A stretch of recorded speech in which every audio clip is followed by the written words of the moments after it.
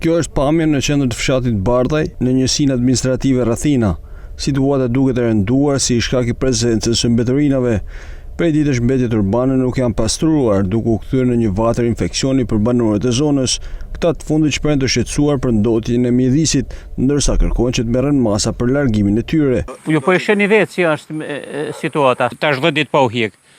Kënë në plas me marrume. Srihet as mrena si është prej tyne. Është skandaloze gjendja. Para një muajt e sa kena pas një brigadë që ai hekte për çdo 2-3 ditë, e silete më bashkohen 2 ditë. Tash s'di çfarë bën, nuk e di ku e fej veç na marrume. Sa ditë rrim po postro? Ja, 10 ditë.